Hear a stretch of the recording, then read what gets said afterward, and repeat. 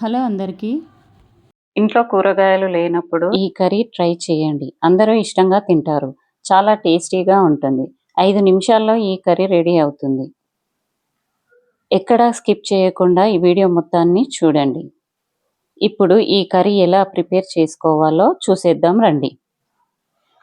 ముందుగా స్టవ్ వెలిగించి ఒక ప్యాన్ పెట్టుకొని అందులో 2 టేబుల్ స్పూన్స్ ఆయిల్ వేసి, ఆయిల్ వేడైన తర్వాత అందులోకి 1 టీ స్పూన్ పచ్చిశనగపప్పు, 1 టీ స్పూన్ మినప్పప్పు, 1 టీ స్పూన్ ఆవాలు, 1 టీ స్పూన్ జీలకర్ర, 1 టీ స్పూన్ మెంతులు వేసుకొని బాగా వేగనివ్వాలి. మెంతులు ఇష్టం లేని వాళ్ళు మెంతి పొడినైనా వాడచ్చు. ఇందులోనే కొద్దిగా కరివేపాకు వేసుకొని వేగాక 2 పెద్ద సైజు ఉల్లిపాయలు తీసుకొని కట్ చేసి మిక్సీలో వేసుకొని మెత్తని పేస్ట్లా చేసి ఇందులో వేసేసుకోవాలి.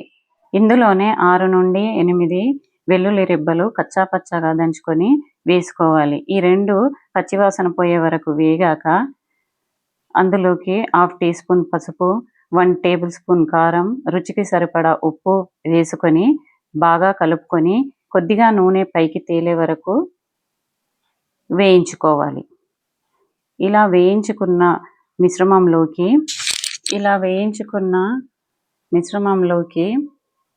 చింతపండు రసం వేసుకోవాలి. మీ రుచికి తగ్గట్టు చింతపండు రసం వేసుకోవచ్చు. చింతపండు రసం వేసుకున్నాక ఒకసారి కలిపేసుకొని అందులోకి గ్రేవీకి సరిపడా నీరు వేసుకోవాలి. గ్రేవీ చిక్కగా రావాలి అంటే కొద్దిగా నీరు వేసుకోవాలి.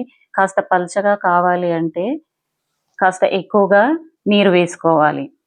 ఇలా వేసుకొని బాగా మూత పెట్టి మగ్గించుకోవాలి. ఇలా నూనె పైకి తేలే వరకు మగ్గించుకోవాలి. ఒక 5 నిమిషాల తర్వాత మూత తీసి ఒక్కసారి కలిపేసుకోవాలి. కలిపిన తర్వాత ఇందులో కొద్దిగా కొత్తిమీర వేసేసుకొని దింపేయడమే. ఇది అన్నంలోకే కాకుండా పూరి, చపాతీ, రోటీ, ఇడ్లీ, దోశ అన్నింటిలోకి చాలా బాగా ఉంటుంది. ఇది చేసిన రోజు కంటే మరుసటి రోజు ఇంకా రుచిగా ఉంటుంది. ఒక్కసారి ఇలా ట్రై చేసి చూడండి. మళ్ళీ మళ్ళీ చేసుకొని తినాలనిపిస్తుంది. పిల్లలు కూడా చాలా ఇష్టంగా తింటారు. పుల్ల పుల్లగా, కారం కారంగా చాలా రుచిగా ఉంటుంది. ఒక్కసారి ట్రై చేసి చూడండి. Thanks for watching.